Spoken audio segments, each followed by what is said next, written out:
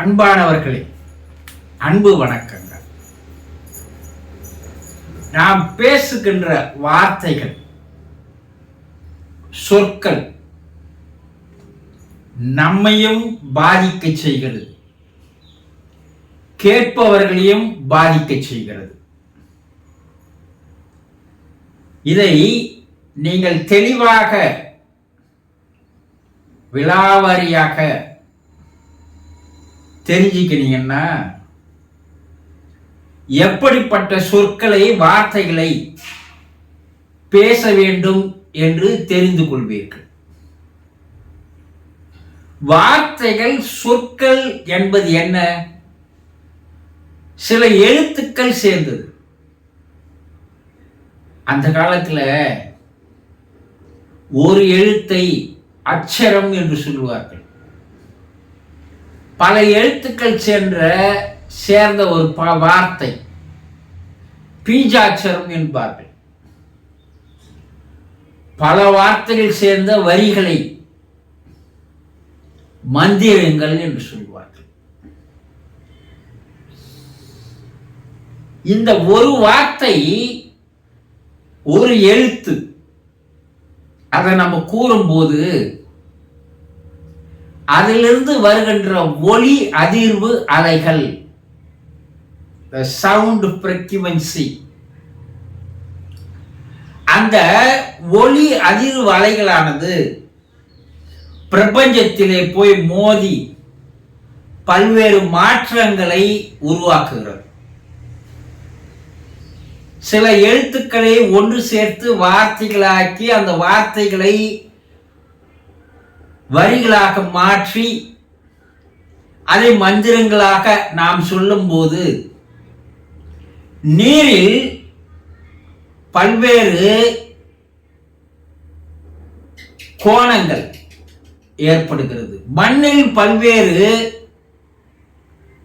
ஓவியங்கள் ஏற்படுகிறது என்று கண்டுபிடித்திருக்கிறார்கள் விஞ்ஞானிகள்.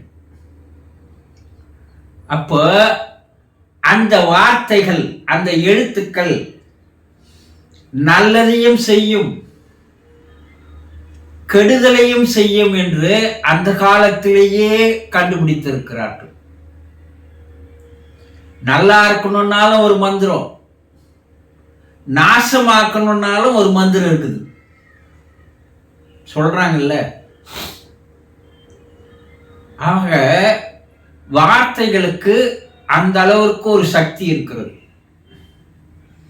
ஆதி காலத்துல இந்த சாலமன் தீவு என்று சொல்லக்கூடிய ஒரு தீவுல பழங்குடி மக்கள் வாழ்ந்து வந்தார்கள். இந்த பழங்குடி மக்கள் என்ன செய்வாங்களா, ஒரு பெரிய மரத்தை உபயோகத்திற்காக அதை அடுப்பெரிப்பதற்கோ மற்றதற்கோ பயன்படுத்த வேண்டும் என்றால் நம்ம என்ன செய்வோம்? இப்பெல்லாம் அறுக்கிற மிஷின் எல்லாம் வந்துடுச்சு. அந்த காலத்துல அறுக்கிற மிஷின் கிடையாது, ஒரு கோடாலி. அது கோடாலியை வைத்து பல நாட்களாக வெட்டி வெட்டி வெட்டி அந்த மரத்தை சாய்க்கணும் இல்லையா? ஆனா இவங்க என்ன செய்வாங்களா, அந்த மரத்தை சுற்றி நின்று கொண்டு அருவருக்கத்தக்க அசிங்கமான வசவு சொற்களை அந்த மரத்தை நோக்கி சொல்லுவார்களாம்.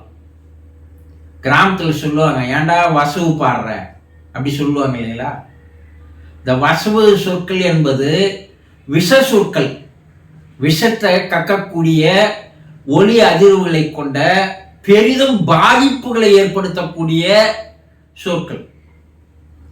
அத விஷ சொற்கள் என்று சொல்லுவார்கள். நஞ்சு சொற்கள் என்றும் சொல்லுவாங்க. அது தீய சொற்கள்னு சொல்ல நம்ம, அதாவது நெகட்டிவ் வேர்ட்ஸ் என்று சொல்லலாம். அப்படி அந்த மலைவாழ் மக்கள் அந்த மரத்தை சுத்தி ஒரு 2 மணி நேரம் 3 மணி நேரத்துக்கு அந்த மரத்தை வசவு பாடிட்டு போயிடுவாங்களாம். இப்படி டெய்லி அந்த மரத்தை நோக்கி வசவு பாடினா அது சில மாதங்களில் மரம் பட்டு போய் காய்ந்து போய் அந்த மரம் தானாக விழுந்துடுமா. அந்த மரம் இவங்க பேச்சை கேட்டு கேட்டு கேட்டு சகிக்க முடியாத அதுவே தற்கொலை பண்ணிக்கினே இறந்து போறதுதான் இந்த கதை. மரத்திற்கு உயிரினத்திற்கு கூட மனிதர்களுடைய வார்த்தைகளை புரிந்து கொள்ளுகின்ற அளவிற்கு அறிவு இருக்கிறது. இப்போ விஞ்ஞானி என்ன சொல்றாங்க, ஒரு செடியை வளர்க்க வேண்டும் என்றால் அது எதிரில் நீங்க அமர்ந்து நல்ல வார்த்தைகளை பேசினால் அந்த செடி நல்ல வளர்ச்சியை தருகிறது. தீய வார்த்தைகளை பேசினால் அந்த செடி கருகி போகிறது என்பதை கண்டுபிடித்திருக்கிறார்கள். இது நம்ம திரைப்படங்கள்ல கூட காட்டுவாங்க. பாலச்சந்தர் டைரக்ஷன்ல டெல்லி கணேஷ் ஒரு தீப்பெட்டி தொழிற்சாலையினுடைய ஓனரா இருப்பார். அவர் எதிரில் செடிகளை தந்து வைப்பாங்க. இவர் காலையிலிருந்து சாயங்காலம் வரைக்கும் அந்த தொழிலாளர்களை வசவு பாடிக்கொண்டே இருப்பார். சாயங்காலம் பார்த்தா அந்த செடியானது வாடி வதங்கி கருகி போயிடும். அப்ப நம்முடைய சொற்களுக்கு அவ்வளவு வலிமை உண்டு, ஆற்றல் உண்டு. இந்த சொற்கள் தீய சொற்களாக இருந்தா அது என்ன பண்ணது, மூளையினுடைய பகுதியை போய் கார்டெக்ஸ் என்று சொல்லக்கூடிய ஒரு பகுதியை போய் பாதிக்க செய்கிறது என்று கண்டுபிடித்திருக்கிறார்கள் விஞ்ஞானிகள். மூளையை பாதிக்கப்படும் போது சிந்தனை தடுமாறுகிறது, மனச்சிதைவு ஏற்படுகிறது, மனக்கலக்கம் ஏற்படுகிறது, மனக்கவலை ஏற்படுகிறது, உடலும் பாதிக்க செய்கிறது. இந்த தீய சொற்கள் என்ன ஆகுதுன்னா, உடல்ல சில வேதியியல் மாற்றங்களை ஏற்படுத்தி உடலை நரம்புகளை தாக்கி உடலை செயல்பட விடாமல் அது பாதிக்க செய்கிறது என்று இன்றைய விஞ்ஞானிகள் கண்டுபிடிச்சிருக்கிறாங்க. ஆதி காலத்திலேயே நம்ம முன்னோர்கள் சொல்வார்கள், நல்லதை பேசு, நல்லதை செய் என்று சொல்வார்கள். நான் ஒருத்தரை பத்தி கேலி பேசினாலோ கிண்டல் பேசினாலோ, இப்போ இது சகஜமாயிடுச்சு இல்லையா, மக்கள் மத்தியில மற்றவங்களை பத்தி கேலி பேசுறது கிண்டல் பேசுறது, அதுவும் இன்றைய அரசியல்ல அதுதான் பிரதானமா இருக்குது இல்லையா. இவங்க என்ன நினைக்கிறாங்க, மற்றவங்களை கேலி பேசினா கிண்டல் பேசினா அவங்கள அசிங்கப்படுத்தினா அவன் முடங்கி போயிடுவான் நினைக்கிறாங்க. அவன் முடங்கி போறது அப்புறம் இருக்கட்டும், முதல்ல எவன் கேலி பேசுறானோ கிண்டல் பேசுறானோ அவனுடைய உடல்நிலை பாதிக்கப்படுகிறது, பிற்காலத்தில் அவனுக்கு முடக்குவாதம் வருகிறது என்று கண்டுபிடித்திருக்கிறார்கள். அதெல்லாம் தெரிஞ்சே பேசுறாங்களா தெரியாத பேசுறாங்களா தெரியாது. ஆனா ஒரு காலத்திற்கு முதலில் பாதிக்கப்படுவது பேசுபவர்கள் தான். கிண்டல் பேசுறவன் கேலி பேசுறவன் தான் பாதிக்கப்படுவான். அப்போ நாம் பேசுகின்ற அந்த வார்த்தைகள், அந்த சொற்கள் சரியான சொற்களாக இருந்தால் அது நேர் சொற்களாக, நேர்மறை சொற்களாக, பாசிட்டிவ் வேர்ட்ஸ் என்று சொல்லக்கூடிய வார்த்தைகளாக நாம் கண்டுபிடித்து பேசினால், தேர்ந்தெடுத்து பேசினால் நம்முடைய உடல் ஆரோக்கியம் அடைகிறது. என்னன்னா அந்த சொற்கள் மூளையினுடைய அந்த பகுதியை போய் ஊக்குவிக்கிறது, உற்சாகப்படுத்துது. அதனால ஒரு விதமான திரவம் சுரக்கிறது உடம்புல. அந்த திரவமானது உடலை ஆரோக்கியமாக வைத்துக் கொள்வதற்கு பயன்படுகிறது என்று கண்டுபிடித்திருக்கிறார்கள். அப்ப நல்ல வார்த்தைகளை பேசுறாங்க, அது கேட்கிற அந்த நல்ல வார்த்தைகளை கேட்கிற மனிதர்களும் கூட அவர்களுக்கு மூளையை ஊக்கப்படுத்துகிறது, உற்சாகப்படுத்துகிறது.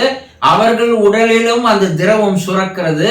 அவர்களும் உடல் நலத்தோடு மகிழ்ச்சியோடு ஆனந்தத்தோடு இன்பத்தோடு இருப்பார்கள் என்றும் கண்டுபிடித்திருக்கிறார்கள். அப்ப நம்ம எதை தேர்ந்தெடுத்து பேசணும்? நம்ம உடம்பையே பாதிக்க செய்து நமக்கே முடக்குவாதம் நம்ம முடங்கி போறதுக்காக நம்ம வார்த்தைகளை நம்ம பேசணும். அடுத்தவனை அழிக்கணும்னு நினைக்கிறவன் முதல்ல தான் அழிடுவான்னு நினைக்கணும் இல்லையா. அற்புதமான வார்த்தைகள் இருக்கிறது, அற்புதமான சொற்கள் இருக்கிறது. நாம் பேசுற சொற்கள், நாம் பேசுகின்ற வார்த்தைகள் தேர்ந்தெடுத்து பாசிட்டிவ் வேர்ட்ஸாக அந்த வார்த்தைகளை பேசினால் நம்முடைய உடல் ஆரோக்கியம் அடைவதோடு நம்முடைய திறமைகள் அனைத்து வெளிப்படுகிறது என்றும் எதிராளியை நாம் எவ்வளவு கவலையில் இருந்தாலும், எவ்வளவு சோகத்தில் இருந்தாலும், எவ்வளவு துன்பத்தில் துயரத்தில் இருந்தாலும் அதிலிருந்து மீட்டு வரக்கூடிய அவர்களை நலப்படுத்துகின்ற ஒரு பயனுள்ள ஒரு மருந்தாக நம்முடைய வார்த்தைகள் சொற்கள் அமைகிறது. அப்போ முதல்ல நம்ம நல்லா இருக்கணும் இல்லையா? அப்ப நல்ல வார்த்தைகளை பேசணும் இல்லையா? நல்ல சொற்களை பயன்படுத்தணும் இல்லையா?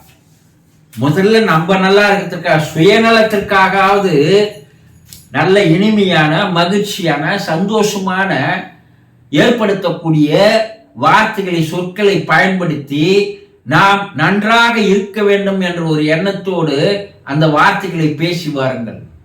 நீங்களும் நல்லா இருப்பீங்க, கேட்பவர்களையும் நலமடைய செய்வீர்கள். இது ஒரு பெரிய தொண்டு இல்லையா? பெரிய சேவை. புரிந்து கொள்ளுங்கள்.